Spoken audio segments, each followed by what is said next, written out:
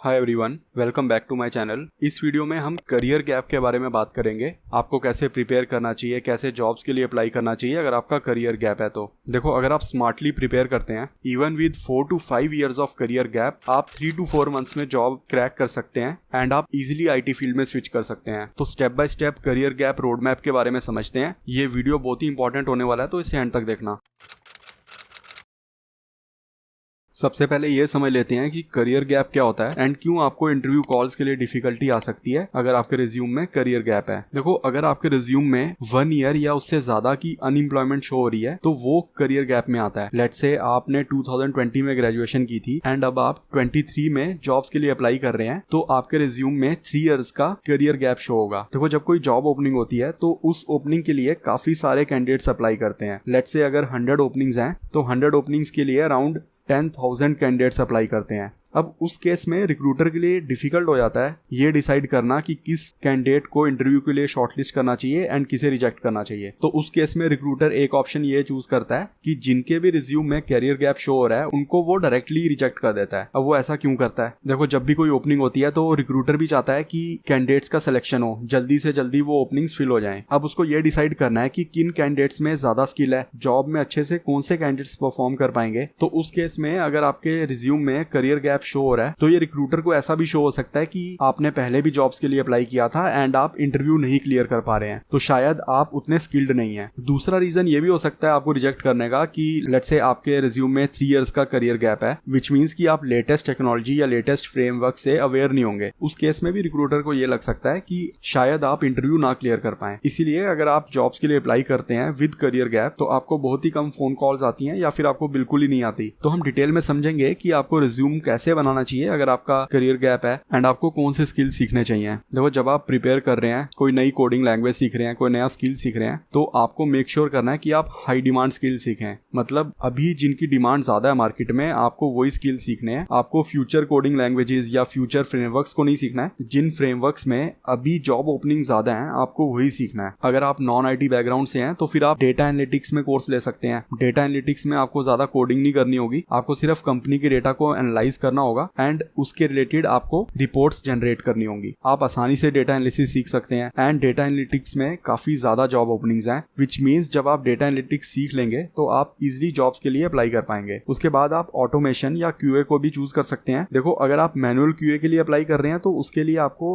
बिल्कुल भी कोडिंग सीखने की जरूरत नहीं है, बट अगर आप ऑटोमेशन के लिए जा रहे हैं तो उसके लिए आपको एक कोडिंग लैंग्वेज सीखनी होगी। आप जावा सीख सकते हैं, आप पाइथन सीख सकते हैं एंड उन लैंग्वेजेस में आपको ऑटोमेशन टेस्ट लिखने होंगे। अगर आप मैनुअल क्यूए के लिए अप्लाई कर रहे हैं तो मैं आपको सजेस्ट करूंगा कि आप ऑटोमेशन की तरफ जाएं, बिकॉज ऑटोमेटेड क्यूएस की सैलरी भी ज्यादा होती है एंड जॉब अपॉर्चुनिटी भी ऑटोमेशन में काफी ज्यादा है। आप इजीली 4 to 6 लाख का पैकेज क्रैक कर सकते हैं विद ऑटोमेशन क्यूए। अगर आप प्रॉपर कोडिंग सीखना चाहते हैं तो आप फ्रंट एंड स्टैक या बैक एंड स्टैक भी सीख सकते हैं। ये दोनों स्टैक्स कोडिंग इंटेंसिव है, मतलब आपको डिटेल में कोडिंग लैंग्वेज सीखनी होगी, आपको फ्रंट एंड या बैक एंड फ्रेमवर्क सीखने होंगे डिटेल में एंड आपको प्रोजेक्ट्स भी बनाने होंगे। बट इन दोनों स्टैक्स में जॉब अपॉर्चुनिटी भी काफी ज्यादा है एंड स्टार्टिंग सैलरी भी काफी ज्यादा है। अगर आप प्रोडक्ट बेस्ड कंपनी का इंटरव्यू क्रैक कर लेते हैं तो इजीली आप 12 to 20 लाख का पैकेज अर्न कर रहे होंगे एज अ फ्रेशर। मैंने डिटेल में वीडियो बना रखी है कि कैसे आप डेटा एनालिटिक्स सीख सकते हैं, कैसे आप फ्रंट एंड या बैक एंड स्टैक सीख सकते हैं विद फ्री कोर्सेज एंड कौन से फ्रेमवर्क्स आपको सीखने चाहिए, किन फ्रेमवर्क्स में ज्यादा डिमांड है। तो उस वीडियो का लिंक भी मैं डिस्क्रिप्शन में ऐड कर दूंगा। देखो, पेड सर्टिफिकेशन का भी एक रोल होता है। लेट्स से आप सैप डेवलपर बनना चाह रहे हैं तो उस केस में आपको पेड सर्टिफिकेशन भी लेनी होगी। बट अगर आप एक कोडिंग स्टैक सीख रहे हैं, जैसे आप फ्रंट एंड बैक एंड या फिर डेटा एनालिटिक्स सीख रहे हैं, तो उस केस में पेड सर्टिफिकेशन एक ऑप्शनल स्टेप है। अगर आप नहीं भी एनरोल करते हैं तो भी कोई इशू नहीं है, अगर आपके पास है तो इट्स अ प्लस पॉइंट। सबसे इंपॉर्टेंट रोल होता है प्रोजेक्ट्स का। अगर आपने कोई टेक स्टैक सीखा है, लेट्स से आपने डेटा एनालिटिक्स में कोर्स लिया है, तो आपको सैंपल प्रोजेक्ट्स में भी काम करना होगा। आप सैंपल प्रोजेक्ट्स अपनी लर्निंग के लिए भी बना सकते हैं, मतलब आप बता सकते हैं कि आपने क्या क्या सीखा है इन प्रोजेक्ट्स में। एटलीस्ट आपके पास 3 to 5 सैंपल प्रोजेक्ट्स होने चाहिए रिज्यूम में एंड जरूरी नहीं है कि ये प्रोजेक्ट्स लाइव हो, बट आपको डिटेल पता होना चाहिए कि आपने प्रोजेक्ट्स में क्या बनाया है, आपने किन फ्रेमवर्क्स का यूज किया है एंड आपने क्या सीखा है। अगर आपके पास लाइव प्रोजेक्ट्स हैं तो वो भी आप रिज्यूम में ऐड कर सकते हैं। लेट्स से अगर आपने कोई वेबसाइट बनाई है जिसमें आप कोई प्रोडक्ट सेल कर रहे हैं तो आप वो भी शोकेस कर सकते हैं। अनलेस अगर आपका कोई बिजनेस प्रोस्पेक्ट नहीं है तो आपको बिल्कुल भी लाइव प्रोजेक्ट शोकेस करने की जरूरत नहीं होती। अगर आपके पास 3 to 5 सैंपल प्रोजेक्ट्स भी हैं रिज्यूम में तो दैट इज इनफ। अब सबसे इंपॉर्टेंट सेक्शन की बात करते हैं कि जब आपने सैंपल प्रोजेक्ट्स बना लिए, आपने एक टेक स्टैक सीख लिया, तो आपको जॉब्स के लिए कैसे अप्लाई करना है। देखो, सबसे पहले आप लिंक्डइन प्रोफाइल बना लेना एंड आपको मेक श्योर करना है कि आपकी लिंक्डइन प्रोफाइल कंप्लीट हो, आप अपनी प्रोफाइल को अप टू डेट रखें एंड आप लिंक्डइन में एक्टिव रहें। उसके बाद आपको रेफरल्स के लिए रिक्वेस्ट करना होगा। जिन जॉब्स के लिए आप अप्लाई करना चाहते हैं आप उन कंपनीज के एम्प्लॉयज से कनेक्ट कर सकते हैं, उन एम्प्लॉयज से आप रेफरल सीख कर सकते हैं। एंड अगर आपके फ्रेंड्स हैं जो IT डिपार्टमेंट में काम कर रहे हैं तो उनसे भी आप रिक्वेस्ट कर सकते हैं रेफरल के लिए। देखो जितने ज्यादा आप रेफरल रिक्वेस्ट कर सकते हैं उतना आपके लिए बेटर होगा। एंड आपको कोशिश करनी है कि आप अपने फ्रेंड्स के साथ कॉन्टेक्ट में रहें। देखो रेफरल से ये होता है कि आपका फ्रेंड रिक्रूटर को बताता है कि ये जो कैंडिडेट है इसको अच्छे से स्किल आता है, ये इस जॉब में अच्छे से परफॉर्म कर पाएगा, तो आपको इंटरव्यू के लिए इस कैंडिडेट को अलाउ करना चाहिए। आपको एक और बात का ध्यान रखना है कि जब आप रेफरल के लिए अप्लाई कर रहे हैं तो आपको जॉब ID या जॉब का लिंक भी शेयर करना है। इससे एम्प्लॉय आपको इजिली उस जॉब के लिए रेफर कर देगा। उसके बाद आपको Naukri.com में भी एक प्रोफाइल बनानी है। आपको लिंक्डइन की तरह नौकरी पे भी एक कंप्लीट प्रोफाइल बनानी है, इसे अप टू डेट रखना है। एंड आप नौकरी के थ्रू भी जॉब्स के लिए अप्लाई कर सकते हैं। देखो Naukri.com का एक बेनिफिट है कि अगर आप जॉब के लिए नहीं भी अप्लाई कर रहे तो भी आपको रिक्रूटर्स खुद कॉल करते हैं फॉर जॉब इंटरव्यू, अगर आपके पास वो स्किल सेट है एंड आपके पास अच्छे प्रोजेक्ट्स हैं शोकेस करने के लिए। आप कोचिंग के थ्रू भी अप्लाई कर सकते हैं। आप कोचिंग में एनरोल करने से पहले भी कंफर्म कर सकते हैं कि वो आपकी जॉब्स के लिए क्या हेल्प करेंगे। मैंने डिटेल में वीडियो बना रखी है कि कैसे आप ऑनलाइन जॉब्स के लिए अप्लाई कर सकते हैं। मैंने डिटेल में बताया है कि आपको कैसे लिंक्डइन प्रोफाइल बनानी चाहिए, कैसे रेफरल लेना चाहिए, कैसे Naukri.com में प्रोफाइल बनानी चाहिए। एंड कुछ ऐसी वेबसाइट भी हैं जहां पे आप पेमेंट करते हैं, एक टेस्ट देते हैं एंड आपके स्कोर्स के अकॉर्डिंग कंपनी आपको कॉल करती है, तो वो वेबसाइट भी आपकी काफी हेल्प कर सकती हैं। उस वीडियो का लिंक भी मैं डिस्क्रिप्शन में ऐड कर दूंगा। आई थिंक अब आप समझ गए होंगे कि अगर आपके रिज्यूम में करियर गैप शो हो रहा है तो आपको कैसे